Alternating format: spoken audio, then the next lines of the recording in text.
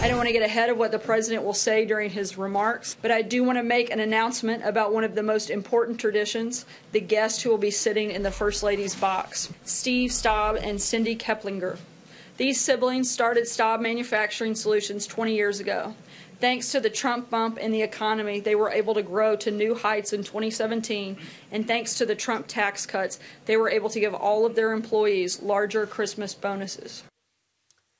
That was White House Press Secretary Sarah Huckabee Sanders highlighting two special guests of the first family tonight at President Trump's inaugural State of the Union address. Joining me right now is the Administrator of the Small Business Administration, Linda McMahon. Administrator McMahon, it's great to see you. Thanks. Good to see you, Maria. Thank you so much for joining us. That was a good story that Sarah Sanders just told us. Small business owners want to hear from the president tonight. What do you think is most important from small business today to hear from the president? Well, I can tell you, I have been touring the country on the SBA Ignite tour. I've been to 28 states, and I have talked to over 500 business owners and toured their businesses. Absolutely what they wanted to hear all throughout the year was that tax reform was going to happen. They were really happy to see the regulatory rollback because that really made a difference for them. Now that tax reform is a reality, they are excited about being able to invest in their businesses, growing them, producing more goods and services. It's just a really good story for them. This is a really big deal. When you go from a tax rate of close to 40% to 21%, that's got to be game-changing for some small businesses. Well, it truly is. Now, small businesses, will come in more at that 25% cap.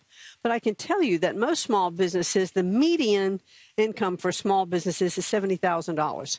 So when you look at the new tax brackets, et cetera, most of them will be paying at about a 6 to 7% tax rate. That's a really big boost to them. And they get to deduct 20%, from their taxable revenue if they're pass-through companies. So all of these are really positive messages for small businesses. It sure is. I was talking with the CEO of J.P. Morgan recently, Jamie Dimon, and I asked him, how do you get more lending to some of the smaller businesses that have lower FICO scores? What's the answer to really unleash more lending in this country? Well, that's one of the reasons that SBA exists, because we guarantee loans. We don't make loans, we guarantee loans. Therefore, for some of those banks that are a little on the edge about a little bit of a riskier business, that's where SBA comes in, and we're able then to underwrite that so that businesses can continue to grow. And I can tell you that first fiscal quarter of this year, quarter over quarter from last year, and our primary lending program, we're already up 20%. Wow. Which really shows that optimism that's in the market for new business startups. So characterize the environment for us, if you will, from a small business standpoint, in terms of lending, in terms of consumerism. What are you seeing? I see that, again, I mentioned the optimism. Small businesses want to start. They're hiring more people.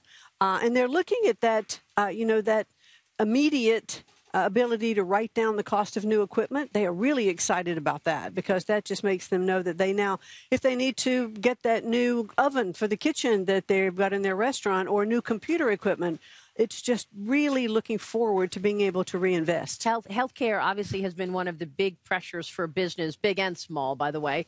And now we see that the tax bill did a little to alleviate that, but the premiums are still going up.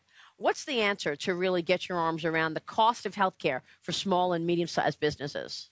Well, I am really encouraged by the rule that Secretary Acosta from Labor has put through the association health plans. So that is going to allow small businesses to, again, form associations. They might be in the same industry or geographic proximity. And for the first time, a sole proprietor will count as a small business to be able to enter that association. So I am really hopeful that market prices and being able to buy, with a greater group will bring down those costs. And this morning, J.P. Morgan is announcing this partnership with Berkshire Hathaway, with Amazon, to try to do something about employee health care. What do you think are the answers in terms of really moving the needle on lowering the cost of health care?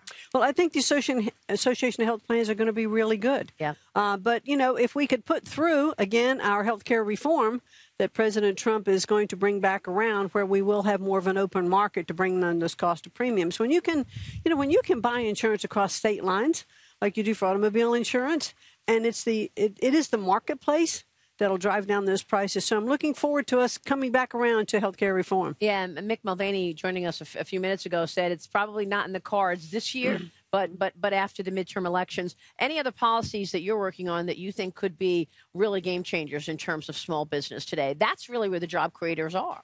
Well, it is, but I can tell you one of the big pushes for SBA is going to be for women entrepreneurs. Last year, we loaned or guaranteed loans, which were $500 million more than we did the year before. Women own, they're almost a majority. They're about half of the jobs in this country are women-owned businesses, right, and they contribute about $1.7 trillion to the economy. Mm-hmm. So we really want to encourage women, and that's one of our big pushes at SBA, and getting more into the rural community, online lending, and we're working with Secretary Perdue on his rural development policy, pushing through what the administration would like to see. That is terrific. We will watch the results of that push as well. Administrator Linda McMahon, good to see you. Thank you, Maria. Thank you.